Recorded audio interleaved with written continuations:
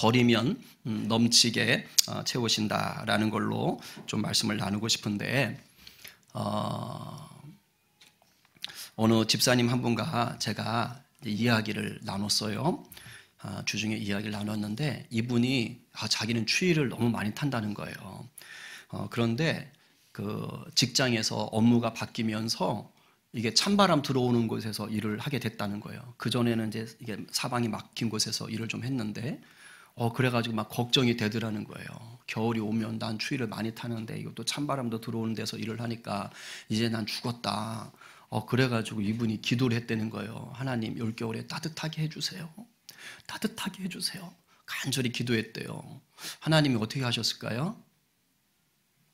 지금 추워요, 안 추워요? 예년에 비해서 안 추워요. 네, 지금 예년에 비해서 안 춥습니다. 아침에 조금 하지만 예년에 비해서 안 추워요. 그래서 이분이 할렐루야, 하나님이 날 위해 올겨울을 따뜻하게 하시는구나, 이게 너무 막 감사하더래요. 그래서 좀 살겠더래요. 그나마 좀 살겠대요. 그런데 이분이 또 한편으로는 겨울 딸기를 또 되게 좋아하신다네요. 이거 하우스 딸기를 좋아하시는데, 그래서 예년에는 엄청 사 먹었대요. 근데 올해는 손이 안 간대요. 막 먹고 싶지가 않대요. 왜 그런지 아세요? 전 몰랐어요. 근데 겨울 딸기는 추워야 맛있대요. 그래야 과육이 딱딱해져서 이게 맛있지, 겨울에 따뜻해 버리면 이게 물러서 맛이 없대요. 그러니까 자기가 안 사 먹게 되더라는 거예요. 그 얘기를 딱 하면서 자기가 목사님, 제가 굉장히 중요한 깨달음을 얻었습니다, 이렇게 말을 해요. 자기가 날씨 따뜻하게 해달라고 그래서 주님이 내 기도를 들어주셨구나 라고 좋아했는데, 문득 그 맛없는 딸기를 생각하니까, 아니 그러면 딸기 농사하시는 분들은 이게 어떻게 되는 거야? 이 생각이 딱 들더래요. 날이 따뜻한 바람에 이 딸기가 제대로 안 익어서 농사가 망친 거야. 그러니까 사람들이 이제 안 사 먹는 거 아니에요? 그러니까 걱정이 되더래. 그분들 어떡하지? 이제 그러다가 이런 마음이 들더래요. 야, 내가 기도하는 대로 만약에 주님이 내 기도에 다 응답해서 다 들어주시면 세상 망하겠구나, 큰일 나겠구나, 이 생각이 딱 들더래요. 그러면서 내가 기도해도 응답받지 못할 때가 있잖아요. 이게 당연한 거구나, 이게 다행인 거구나, 이 고백을 한 거예요. 그래서 다 이해할 수 없을 때도 불평을 함부로 하면 안 되겠다, 이 고백을 하는 거예요. 제가 순간 놀랬잖아요. 이분이 이런 영성을 가진 분인가? 놀랬어요. 그래서 제가 그랬어요. God is good all the time. 맞아요. 우리 주님 언제나 선한 분이에요. 집사님 참 귀하세요. 바로 그런 믿음이 진짜 복음을 믿는 믿음이지요. 여러분, 그 집사님의 깨달음 속에 복음의 비밀이 들어있어요. 우리가 예수님을 믿고 그리고 복음을 따른다는 것은요, 바로 이 변화의 과정을 통해서 성숙해 가는 거예요. 우리가 예수 믿고 구원을 받았잖아요. 그래도 처음엔 다 어떻게 사느냐? 나 중심의 신앙생활이에요. 나 중심. 동시에 땅에 있는 것들로 잘 되기를 바라는 신앙생활을 합니다. 이 땅에 있는 것을 더 많이 누리기 위한 신앙생활을 시작하는 거예요, 처음에는. 그래서 그냥 다 내 가족 잘 되고 건강하고 잘 먹고 잘 살고, 이게 전부야. 이게 나쁘다는 게 아니라 그냥 다 여기에 꽂혀 있는 거예요. 이게 신앙생활의 목표인 거예요. 그러다가 아까 그 집사님처럼 삶에 이런저런 일들을 겪고 어려움을 겪고 많은 일들을 겪다 보면 이제 나 중심의 신앙이 기준이 살 바뀌어요. 그러면서 나 중심에서 이제는 하나님 중심으로, 세상 나라의 성공에서 하나님 나라의 영광으로 이게 기준이 조금씩 바뀌는 거예요. 그러니까 땅의 법을 기준으로 삼고 살다가 이제는 하나님의 법, 말씀을 기준으로 삼고 사는 사람으로 내 삶이 바뀌어지는 거예요. 이렇게 기준이 바뀌어지는 지점을 여러분들이 살다 보면 이제 만나기 시작해요. 그게 뭐냐? 내 삶이 내 뜻대로 안 풀려. 올 한 해도 그랬죠? 많은 날들이 그랬을 거예요. 내가 원하는 대로 안 풀어질 때 많았을 거예요. 그런데 옛날 같으면 아우 짜증나 하고 막 삿대질하고 욕하고 불평하고 막 이랬을 텐데 내 뜻대로 안 풀리는데 어느 순간 내가 그 순간에도 예수님을 신뢰하기 시작하는 거예요. 이게 바로 그 지점이에요. 기준이 바뀌는 상황인 거예요. 내가 이제 진짜 복음 앞에 서기 시작한 거예요. 성숙한 거예요. 철부지 믿음이 아닌 거예요. 내가 의지하고 내가 중요하다고 여기던 이 세상의 것들이 막 무너졌어요. 없어졌어요. 그런데도 불구하고 뭐 하는 거예요? 우리 주님을 신뢰하는 거예요. 살다 보면 이런 거 있어요. 내 삶에 이거 없으면 절대 안 돼. 이 직장 없으면 절대 안 돼. 내 삶에 이 사람 없으면 안 돼. 내 가족 없으면 절대 안 돼. 이런 게 있어요.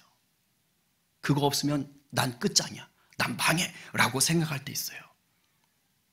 그래서 그것 때문에 고집을 피우고 이건 내 절대 소원이야. 근데 그게 무너질 때가 있어요. 그게 사라질 때가 있어요. 그런데 그때도 내가 힘들지만 예수님을 딱 바라볼 때 그때가 기준이 바뀌는 거예요.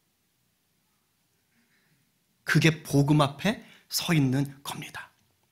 이게 하나님의 법을 딱 기준 삼고 서 있는 사람 모습이에요. 아까 우리가 예수 우리 왕이여, 설교 본문도 안 알려줬는데 참 선곡 잘했어 오늘. 이게 주님을 왕으로 모시고 사는 하나님 나라 백성의 진짜 삶이에요. 그리고 이렇게 살 때 그때 우리 인생은요, 주님이 부어주시는, 왕이신 주님이 백성인 우리에게 부어주시는 놀라운 풍요를 그때서야 누리기 시작해요. 그 전까지는 잘 몰라요. 근데 주님이 내 왕인 것이 분명히 믿어지고 내 삶을 그렇게 끌어갈 때, 그럼 이제 막 하늘의 풍요가 부어지는 거예요. 내 마음 그릇에 가득 차 있던 나 중심의 이 세상적 욕심들, 이것들을 다 버리고, 그리고 예수님이 그 마음 그릇에, 내 마음 그릇에 왕입니다. 제가 요즘 꽂힌 찬양했어요. 주님만이 왕이십니다. 제가 지금 베델 기도회 때는 계속 그 찬양하는데 계속 그 찬양이에요. 그러니까 그 고백으로 내 삶이 꽉 찰 때, 내 마음이 꽉 찰 때, 그때서야 비로소 채워지는 복이 있는 거예요. 마가복음 복음서를 정리하면서 오늘 우리는 이 버리고 채우는 영적인 원리를 좀 살펴보려고 해요. 여러분 잘 듣고 깨달으셔서 바라기는 넘치게 채워주시는 그 주님의 은혜를 만끽하시기를 간절히 축원합니다. 아멘이요. 오늘 본문을 보기 전에 오늘 본문 앞쪽에 있는 내용을 미리 좀 짚어야 돼요. 이미 제가 설교했던 내용이에요. 자, 재물이 많은 부자가 왔어요. 복음서를 통합하면 젊은 사람이고 거기다가 이스라엘의 관리입니다. 지도자지요. 젊어요. 지도자예요. 돈까지 많아요. 이런 사람이 지금 예수님 앞에 찾아왔어요. 예수님, 제가 어떻게 해야 영생을 얻을 수 있을까요? 저 영생을 얻고 싶어요. 그 예수님이 십계명을 쭉 말합니다. 그러니까 이 청년이, 부자가, 이 관리가 어깨 빡 힘주더니 그거 어려서부터 다 지켰는데요. 저 어긴 적이 없어요. 그러니까 예수님이 사랑스럽게 쳐다보다가 그 부자한테 이렇게 말을 하잖아요. 그래, 그랬구나. 자, 그럼 이제 네 재물 다 팔아. 다 팔아서 가난한 사람들한테 다 나눠줘. 그런 다음 날 따라라. 이 말씀을 하시는 거예요. 자, 그 다음 이 청년의, 부자의, 이 관원의 반응 우리 다 알지요? 어떻게 했습니까? 재물을 포기했나요? 아닙니다. 하나님을 포기하죠. 재물이 많은 거로 이 말씀으로 인하여 슬픈 기색을 띠고 근심하며 가니라. 재물 포기 못했어요. 그래서 슬픈 마음으로 떠나갔어요. 이 젊은 부자 관원이 돌아간 뒤에 예수님이 제자들에게 이렇게 말씀하세요. 읽어볼까요? 시작. 낙타가 바늘귀로 나가는 것이 부자가 하나님의 나라에 들어가는 것보다 쉬우니라 하시니. 그러니까 부자가 하나님 나라에 들어가는 것보다 낙타가 바늘 구멍으로 들어가는 게 더 쉽다는 거예요. 이 말은 부자는 하나님 나라에 들어가는 게 그만큼 어렵다는 뜻이에요. 이거 오해하시면 안 돼요. 지금 예수님은 돈 많은 부자는 뭐 하나님 나라 못 들어가 그래서 싸잡아서 저주하느냐 그거 아니에요. 반대로 뭐 하나님 나라에 들어가려면 다 가난하게 살아라 이런 뜻도 아니에요. 여기에서 부자라는 것은 뭐냐? 돈을 숭배하는 사람이에요. 돈을 하나님처럼 섬기는 사람을 말하는 거예요. 그러니까 내가 가진 재산이 얼마 없어도 돈 이러고 살면요 그 사람이 여기 나오는 이 부자예요. 돈 포기 못하고 돈을 우상 삼고 돈을 하나님 삼은 사람이에요. 여러분 똑바로 아셔야 돼요. 이건 단순히 액수의 문제가 아니에요. 이 젊은 부자 관원은요 어려서부터 철저히 말씀을 잘 지킨 사람으로 보였어요. 요즘식으로 말하면 모태신앙이고 교회생활 열심히 잘하고 교회에서 잘하면서 임원도 하고 직분도 받고 막 회장도 하고 막 이런 사람이에요. 성경 공부 열심히 했던 그런 사람일 수 있어요. 그런데 예수님 앞에 딱 섰는데 뭐가 드러났어요? 실체가 드러났어요. 어떤 실체요? 이 사람은 하나님의 말씀보다 돈을 더 의지했던 사람이에요. 그러니까 이 사람이 십계명을 지키고 말씀을 그렇게 잘 지켰는데도 뭐가 확신이 없어요? 영생의 확신이 없었던 거예요. 그럴 수밖에 없죠. 이 사람은 종교 생활했거든요. 하나님 믿은 게 아니거든요. 돈을 믿었거든요. 그러니 영생이 갈급한 거예요. 죽어라 믿는데 와닿질 않는 거지. 오늘날 이런 인생이 많아요.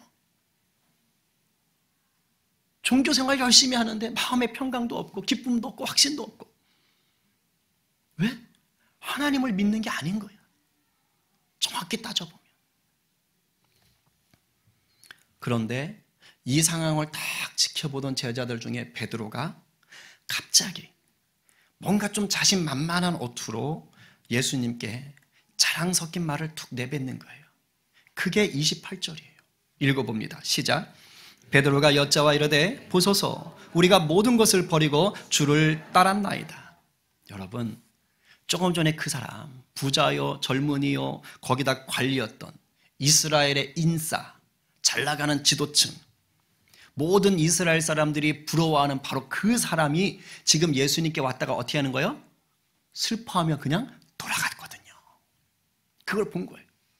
야 종교적으로 전혀 흠이 없어 보였는데 그런 사람이 영생을 누리지 못하는 자가 돼가지고 어떻게 해야 돼 하면서 돌아가는 걸 지금 본 거예요. 율법을 철저하게 지켰어서 하나님을 진짜 최고로 섬기는 줄로 알았는데 그게 아니라는 게 지금 폭로가 돼서 돌아간 거예요. 유대인들은요 지금 제자들도 다 유대인이잖아요. 유대인들은 그전까지 부자는 하나님의 축복이다 이렇게 알고 있었어요. 왜? 구약 성경 보세요. 하나님이 재물의 복을 주시거든요. 그래서 부자 이퀄 하나님의 복 받은 사람 이렇게 알고 있었거든요. 근데 지금 그게 아닌 게 밝혀진 거예요. 뭐야? 아니 저렇게 부자가 율법도 잘 지키는데 영생이 없어? 아이고 이걸 본 거예요. 아이고 돈을 섬겼구나. 하나님을 섬긴 게 아니구나. 돈 많다고 다 복 받은 게 아니었구나 라는 게 지금 밝혀진 거예요. 베드로가 그걸 본 거예요. 평범한 어부에 불과하던 베드로가 갑자기 어깨에 힘이 들어간 거예요. 왜? 다 버렸거든. 자긴 다 버렸어. 우린 다 버린 거야. 그러면서 순간 뭐가요? 난 영생 받았네. 야, 내가 저 사람보다 낫다. 이 마음이 확 들어온 거죠. 실제로 그랬어요. 베드로와 안드레, 그리고 그 친구인 야고보와 요한, 예수님이 Follow me, 날 따라라. 사람을 낚는 어부가 되게 해줄게. 말씀하실 때 미련두지 않았어요. 베드로, 안드레, 그물을 버려두고 따르니라. 이거 생계수단 아닙니까? 버려둔 거예요. 심지어 야고보와 요한에 대해서는 이렇게까지 얘기를 해요. 아버지 세베대를 품꾼들과 함께 배에 버려두고, 그러니까 야고보하고 요한은 좀 잘 살았나 봐요. 왜냐하면 품꾼들도 있는 거예요. 그러니까 그냥 부모, 품꾼들, 하인들, 배 다 버려둔 거예요. 그리고 따랐어요. 예수님을 찾아온 그 부자보다는 어쩌면 재산은 적었을지 모르지만 어쨌든 세상에 미련을 두지 않았어요. 예수님이 부르실 때 예스! 하고 예수님을 따른 것은 분명하지요. 그리고 예수님은 지금 제자들의 이러한 결단을 귀하게 보시는 거예요. 그리고 축복하시는 거예요. 지금 읽게 될 이 구절은요, 예수님의 제자들에게만 축복하신 게 아니에요. 우리 모두가 받아야 될 축복인 거예요. 왜? 우리가 예수님 따르는 사람 아니에요? 오늘 그 마음으로 한번 이 말씀을 받으세요. 오늘 이게 굉장히 중요한 거예요. 복음서에서 예수 믿는 자에게 주는 복인 거예요. 함께 읽겠습니다. 자, 시작. 예수께서 이르시되 내가 진실로 너희에게 이르노니 나와 복음을 위하여 집이나 형제나 자매나 어머니나 아버지나 자식이나 전토를 벌인 자는 현세에 있어 집과 형제와 자매와 어머니와 자식과 전토를 100배나 받되 박해를 겸하여 받고 내세 영생을 받지 못할 자가 없느니라. 아멘. 29절에서 우리 주님께서요, 자, 주님과 복음을 위해 세상의 것을 버리는 것에 대해서 얘기하시는 거예요. 뭘 버려요? 집 버렸죠. 형제, 자매, 부모 버렸죠. 전토, 땅인 거예요. 오늘날로 말하면 직장 또는 기업일 수 있는 거예요. 이걸 버리는 거예요. 여러분 이거 오해하지 마세요. 우리 초창기 우리나라에 복음이 들어왔을 때 이걸 오해한 거예요. 그래서 부모를 버려? 형제를 버려? 유교 국가에서 이게 말이 됩니까? 거기다 뭐 제사 안 지내? 이런 호로 자식들, 이런 불효자들, 이런 폐륜아들, 이런 뜻 아닙니다. 인연을 끊으라는 게 아니에요. 우선순위 문제예요. 왕이 누구냐예요. 지금 그걸 말씀하시는 거예요.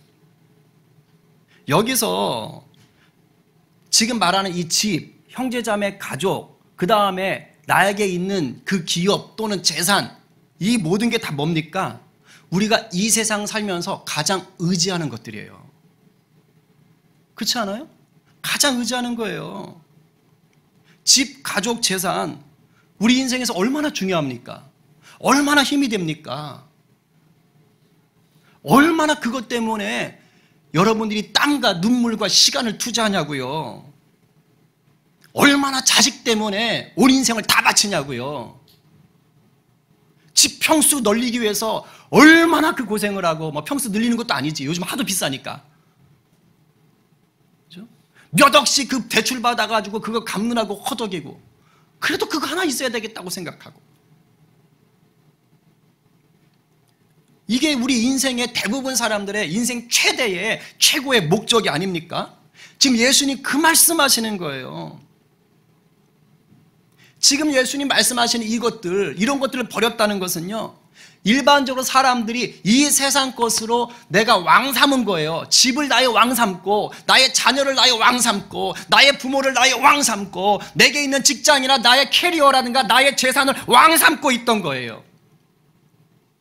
그 대명사예요. 그걸 지금 말씀하시는 거예요. 근데 이 제자들이 뭐라고요? 이제 이것이 나의 왕이 아닙니다. 불효자식이 됐다는 게 아니라 주님만이 왕이십니다. 이 고백을 한 거예요. 이 고백을. 이게 제자입니다. 이게 우리가 가야 할 길인 거예요. 이렇게 살면 어떻게 되냐고요? 그 다음에 채우신다는 거예요. 주님과 복음을 위해서 제자들이 이 세상에 왕 삼았던 것들을 다 버리니까 주님이 30절처럼 말씀하시는 거예요. 넘치게 채우신다고. 현세에 있어서. 근데 하반절에 뭐라고 했어요? 먼저 내세에 영생을 받지 못할 자가 없느니라. 내세가 뭡니까? 죽어서 가는 거. 그러니까 죽어서 우리가 영생, 천국에 간다는 거예요. 근데 우리는 요것만 생각해요. 예수 믿으면 죽어서 천국 갑니다. 요것만 아는 거예요. 근데 예수님이 그게 아니라고 말씀하시는 거예요. 현세의 복에 대해서 더 많이 얘기하셨어요. 엄청난 걸 얘기하시는 거예요. 이 땅에 사는 동안도 복이 있다. 죽어서 천국 가는 게 땡이 아니다. 그럼 이 땅의 복은 뭐냐? 아까 내가 버렸던 거 있잖아요. 그거 100배로 받는 거예요. 집과 형제, 자매, 어머니와 자식과 전토를 100배로 더 누린다. 여기서 100배라는 건 정확하게 곱하기 100 이게 아닙니다. 엄청 많은 수를 얘기하는 거예요. 엄청나게 많이 누린다는 거예요. 상식적으로 말이 안 되죠. 아니 내가 지금 다 버렸는데 어떻게 이곳을 100배로 얻어요? 뭐 일단 집이나 아니면은 뭐 재산은 그렇다 칩시다. 아 가족을 어떻게 100배로 얻어요? 뭐 예수님이 무슨 손오공이야? 머리털 뽑아가지고 분신술 써가지고 막 엄마 둘, 셋, 넷, 다섯, 여섯, 일곱, 여덟 뭐 이렇게 만들어요? 아들 막 100명으로 갑자기 막 불어나요? 어우 시원이 100명? 아 끔찍해요. 오, 한 명도 벅찬데. 그죠? 그럴 수가 없잖아요. 그런 말이 아니에요. 여기서 100배로 받는다는 것은 하나님 안에서 새롭게 된 한 가족을 얘기하는 거예요. 교회 공동체. 하나님의 백성. 가족이 바뀌는 거예요. 놀라운 은혜가 있는 거예요. 그러니까 집이나 재산도 이런 의미인 거예요. 물론 때를 따라서는 하나님이 그 사람 개인에게 소유를 더하실 수 있어요.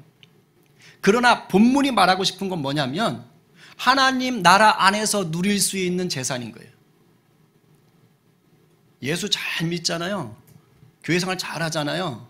온 교회가 내 가족이야. 우리 교회 좀 그래. 아무 집이나 가서 주로 잘 가는 집이 있지 좀.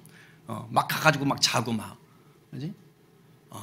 그러니까 주님 안에서 누리는 풍요를 얘기하는 거예요. 이게 엄청나지는 거예요. 엄청나지는 거예요. 우리 정 권사님 엄청 애들 퍼먹였거든요. 아유, 그거 맨정신으로 어떻게 해요? 한두 끼도 아니고 1년 365일이 아니야. 벌써 몇 년째야. 그죠? 거기에 들어간 돈이며 그 인건비며 그 반찬이며 누가 와서 하라면 하겠어요? 근데 예수 안에 한 가족이 되고 사랑이 넘치니까 그렇게 풍요하게 퍼줄 수가 있도록 하나님이 허락하시는 거예요. 여러분 이것이 주님을 왕으로 삼고 세상의 것을 왕 삼지 않았을 때 누릴 수 있는 하늘의 복이고 풍요로움인 것입니다. 그리고 여기서 버린다라는 것은 지금 현재 내 주위에 존재하고 있는 것에 대해서 왕권을 포기하는 것도 있지만 때로는 원치 않지만 내게서 떠나 보낸 것일 수도 있어요. 사랑하는 가족이 내 곁을 떠날 때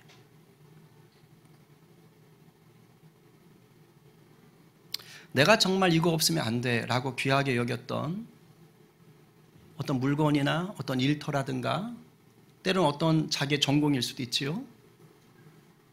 이런 것들이 내게서 무너졌을 때 그때도 해당되는 거예요.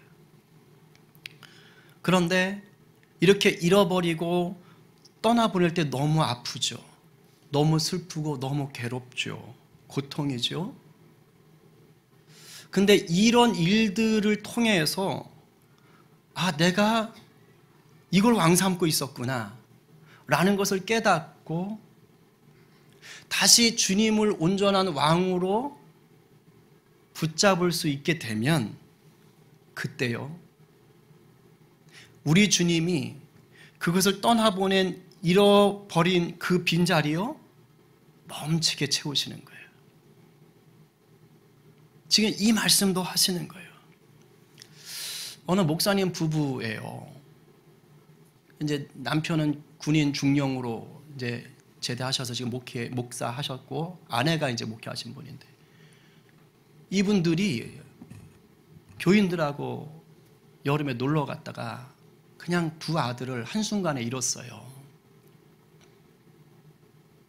감당 못하죠. 근데 하나님께서 그 시간들 속에서 그들을 만지셨고 그러면서 지금은 이분들이 이제 군목을 하시는 거예요. 워낙 이제 중령으로 또 예편하신 분이니까. 그래서 군의 교회를 하시면서 그 수많은 장병들을 내 아들처럼 생각하고 그 수많은 군인들을 위해서 목숨을 거는 거예요. 사랑하는 두 아들을 떠나보냈는데 하나님이 말할 수 없이 많은 아들들을 주 안에서 허락을 하시는 것이죠. 그 마음을 주신 거예요. 혹시 사랑의 집 짓기라고 들어보셨어요? 헤비타트 무브먼트? 저는 2001년도에 저 천안 도고에서 지미 카터 전 대통령 프로젝트가 있었어요. 그러니까 지미 카터 대통령이 온 거예요. 유명 인사가 참석하는 거죠. 그래서 저는 그때 우리 교회가 또 그걸 주최해서 그때 참석해서 같이 그때 집을 지었거든요. 지미 카터 대통령도 보고 그랬어요. 이게 뭐냐면 집 없는 사람들한테 집을 지어주고요. 아주 긴 시간 동안, 뭐 20, 30년 동안 이자 없이 원금만 조금씩 갚게 하는 거예요. 공짜로 주면 또 안 되니까. 그런 운동이에요. 근데 이 헤비타트 운동의 창시자가 밀러드 풀러라는 분이에요. 근데 이분이 대학생 때 벤처기업을 해서 이미 29살에 백만장자가 된 겁니다. 백만장자가 됐어요. 29살에. 그런데도 만족이 안 되는 거예요. 그래서 돈을 더 많이 벌려고 밤이나 낮이나 미친 듯이 돈 하면서 일을 했대요. 근데 결혼 후 5년 차 때 아내가 쪽지 하나 써놓고 나갔대요. 그 쪽지에 이렇게 써있더래요. 돈만 추구하는 삶이 싫어서 당신 곁을 떠납니다. 그러니까 지금 이 사람은 돈이 우상이 되고 돈이 하나님이 됐던 거예요. 근데 그 안에는 이게 너무 싫었던 거예요. 그래서 쪽지 써놓고 나갔어요. 근데 이분이 다행히 믿는 분이어가지고 이때 깨달은 거예요. 사랑하는 아내를 잠깐 잃는 것처럼 되었을 때 깨달음이 온 거예요. 아, 내가 돈을 우상 삼았구나.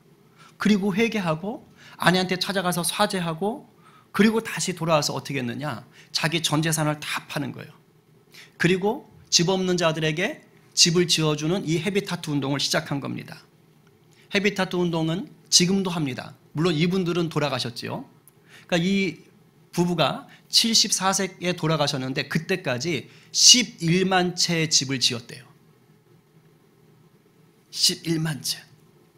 돈을 왕으로 삼았던 것에서 우리 주님을 왕으로 삼자.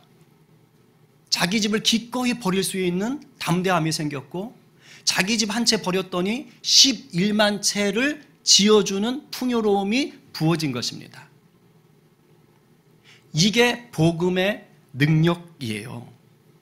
여러분, 예수님을 따라가는 복음의 삶은요, 세상의 것을 좀 더 잡으려고 내 손에 움켜쥐는 게 아니에요. 움켜쥐는 게 아니에요. 움켜줘 보세요. 다른 건 아무것도 못 잡아요. 내 주머니에, 내 창고에, 내 통장에 이 세상에 만족할 것들을 쌓아놓는 게 아닙니다. 그게 복음 아니에요. 움켜쥐고 있던 이 손을 펴가지고요, 내 주님을 향해서 손을 높이 드는 거예요. 주님만이 왕이십니다. 주님의 왕되심을 선포하고 그리고 주님께서 주시는 것을 누리고 그것을 나누는 거예요. 그럴 때 우리 인생은 이 땅에서부터 죽어서 아니라 이 땅에서부터 하나님 나라의 풍요로움을 맛보며 살게 되는 것입니다. 아멘? 이게 영생이에요. 영생은 죽어서 영원히 사는 게 아니고 그 영혼을 이 땅에서부터 맛보는 풍요입니다. 이게 영생인 거예요. 주님은 이것을 살기를 바라는 거예요. 그런데 조금 거슬리는 말을 한마디 탁 넣어놓으셨어요. 그게 뭐냐? 박해도 함께 받는다. 박해도 함께 받는다. 근데 우린 이 박해 피하고 싶잖아요. 죄송합니다. 안 돼요. 왜? 주님이 그렇게 말씀하셨어요. 박해도 함께 받는다. 네, 왜 그런 줄 아세요? 이 박해가 있기 때문에 주님이 주시는 하늘의 복을요 더 풍성히 누리는 거예요. 배고파 봐야 밥이 귀한 줄 아는 거죠. 가난해 봐야 돈이 귀한 걸 알듯이 마치 박해가 있어야 예수 그리스도의 만지심과 위로하심과 부어주심이 얼마나 큰 건지를 알게 되는 거예요. 그리고 여러분, 박해는 신앙생활에만 있는 게 절대 아닙니다. 예수 안 믿어도요, 이 세상에서 성공하거나 이 세상의 영광을 구하려면 반드시 고난, 고통, 박해 거쳐야 돼요. 아야. 거쳐야 돼요. 되게 아프네. 여러분, 복싱 선수가 올림픽에서 금메달 딸 때 한 대도 안 맞고 딸 수 있어요? 아니에요. 금메달 딴 복싱 선수도 엄청 맞는 거예요. 어떤 경우는 한 대 맞아서 다운됐을 수도 있어요. 지도 맞으면서 금메달 딴 거고, 금메달 따기 위해 혹독한 훈련을 하는 거예요. 먹고 싶은 거 못 먹고 그러면서 금메달 따는 겁니다. 신앙 없어도 세상에서 성공하려면 이거 박해 감당해야 돼요. 어려움 감당해야 돼요. 그러니까 박해 너무 두려워하지 마세요. 예수 안 믿어도 당하고 믿어도 당하는데 예수 믿고 당하는 박해가 훨씬 유익하다는 거예요. 이걸 아셔야 돼요. 왜요? 예수님을 왕으로 모신 자가 당하는 박해는요, 오히려 예수님의 깊은 사랑을 경험하게 되고, 또 하나 예수님이 때를 따라 도우셔서 이길 힘을 얻는 줄로 믿으시기 바랍니다. 주님이 끝까지 돌보시는 거예요. 그러니 인생에 박해나 고난이 찾아오실 때 너무 낙심하지 마시기 바랍니다. 지금도 어려움 당하는 우리 성도들이 있어요. 제가 마음이 참 아프고 딱해요. 그러나 주님 안에서 힘을 내시라고 말씀드리고 싶고, 주님을 바라보시라고 말씀드리고 싶어요. 개인이 됐든 한 교회 공동체가 됐든 가정이 됐든 한 국가가 됐든 이해할 수 없는 고난이 있어요. 그러나 그 뒤에 우리 주님이 계신 줄로 믿으시기 바랍니다. 역사의 주관자요 만물의 통치자가 되시는 전능하신 우리 주님이 반드시 지금도 여전히 영원히 일하고 계신 것입니다. 지금 우리나라 보세요. 말로 다 할 수 없는 어수선하고 위기잖아요. 제가 요즘 나라 생각하면 마음이 깜깜해. 그러나 믿는 구석이 있어. 교회가 깨어 기도하면 된다. 지금까지 하나님이 이 땅을 그렇게 돌보셨기 때문이에요. 여러분, 이럴 때일수록 세상의 것 의지하지 마세요. 세상의 것에 목숨 걸지 마세요. 왕이신 주님을 바라보고 주님을 의지하며 기도하시기를 바랍니다. 그럴 때 우리의 생각을 뛰어넘어서 일하시는 우리 주님이 우리나라를 다시 한번 놀랍게 다듬어 가시고 일으켜 세워줄 줄로 믿습니다. 개인의 삶은 말할 것도 없고요. 여러분, 성도는 이 땅의 기준에 얽매여 있거나 주눅이 들 필요가 없는 자들이에요. 세상적인 기준 때문에 그걸로 판단하고 막 비교하면서 막 조급해하고 주눅이 들고 또는 반대로 우쭐댈 필요도 없어요. 왜? 영적인 원리는 그렇지가 않아요. 우리 주님이 그래서 31절에 이 말을 하신 거예요. 30절로 끝나지 않고 읽어봅시다. 시작. 그러나 먼저 된 자로서 나중되고 나중된 자로서 먼저 될 자가 많으니라. 지금 이 말씀은 베드로와 그 제자들에게 교만하지 마라, 교만하지 말어, 이 말씀 하시는 거예요. 왜냐하면 지금 베드로가요 막 모든 거 다 버렸어요. 이래가지고 지금 자기가 좀 대단하다고 생각하고 있는 거예요. 그리고 오늘 보면 뒤에 가면 이 야고보 요한이 주님 저 한 자리 주시죠. 영의정 좌의정 하나 주세요. 이거 자리 싸움 하거든요. 그것도 제자들이 열받아가지고 야 너만 잘났냐 막 이러고 있거든요. 그러니까 예수님이 다 아시는 거예요 미리. 그래서 그건 아니야. 너희들 지금 그렇게 먼저가 되려고 그러고 첫째가 되려고 그러지 그거 아니야. 나는 그것 때문에 오지 않았어 라고 하면서 제자들의 그 싸움을 보면서 이런 말씀을 하세요. 나는 겸손의 왕으로 왔다. 읽어봅니다. 시작. 인자가 온 것은 섬김을 받으려 함이 아니라 도리어 섬기려 하고 자기 목숨을 많은 사람의 대속물로 주려 함이니라. 아멘. 여러분, 예수님은요 살기 위해 오셨다기보다는 죽기 위해 오신 분인 것입니다. 부활하셨지만 예수님의 목적은 죽기 위해 오셨어요. 죽기까지 섬기신 분이에요. 왜요? 그래야 온 인류를 구원하실 수 있는 거예요. 잘 보세요. 예수님은 자기의 인간으로서 오신 이 목숨을 버리셨어요. 버렸죠? 그랬더니 어떻게 됐습니까? 온 인류에게 넘치는 구원의 은혜가 임한 것입니다. 할렐루야! 이거예요. 예수님이 친히 모범을 보여주셨어요. 버리면 넘치게 채우는 거예요. 우리는 예수님을 닮아가기 위한 제자들입니다.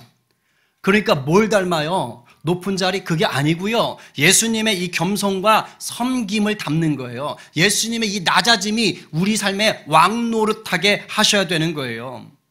그럴 때 우리 인생이 이 땅에서는 나중된 것 같고 꼴찌인 것 같고 뒤처지는 것 같지만 그게 아니라고요. 우리 주님께서 너가 첫째다. 너가 앞서고 있다. 너가 선한 영향력을 드러내고 있다. 네가 빛이구나. 이건요, 여러분 직장에서 사장이 아니어도 되는 거예요. 예수님은 신실하게 예수를 왕으로 섬기는 그 말단 직원을 통해서 그 회사를 바꾸실 수 있는 분입니다. 아멘? 여러분 이 각오로 사셔야 돼요. 나중되었으나 주님께서 먼저 되게 하시는 은혜가 우리 인생에 있는 것입니다. 이제 정리합니다. 예수를 믿어 구원받은 백성, 복음을 따르는 제자로 사는 것은 한순간에 안 되고 훈련의 과정이 있어요. 성화. 세상을 주인 삼았던 것에서 예수님을 주인으로 삼아가는 과정이에요. 세상의 것을 잃어버리거나 포기하면 나 당장 망할 것 같아! 라고 비참해질 것 같아! 라고 생각하지만 결코 그렇지 않습니다. 주님을 위해 버리면, 즉 왕의 자리를 바꿔놓으면, 그러면 우리 주님이 넘치게 채우시기 때문이에요. 비참해지지 않아요. 망하지 않아요. 왕의 자리를 바꾸세요. 물론 이 과정에서 도무지 이해할 수 없는 고난이나 박해 당하실 수 있어요. Why not? 왜 내게 이런 고통을 주시는 거예요? 10년도 20년도 아니고 30년 아니 평생을 왜 이렇게 하시는 거예요? 라고 말씀하실 수 있어요.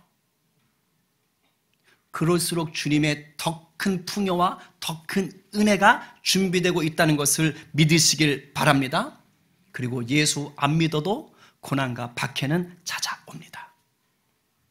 고난과 박해가 있기 때문에 주의 은혜가 더 깊어진다는 것을 믿으시기를 바랍니다.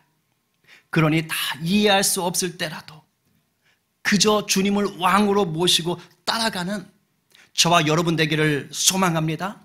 또한 아직도 내 마음 중심을 세상의 것으로 채우려 하는 욕심이 있다면 오늘 다 비우세요.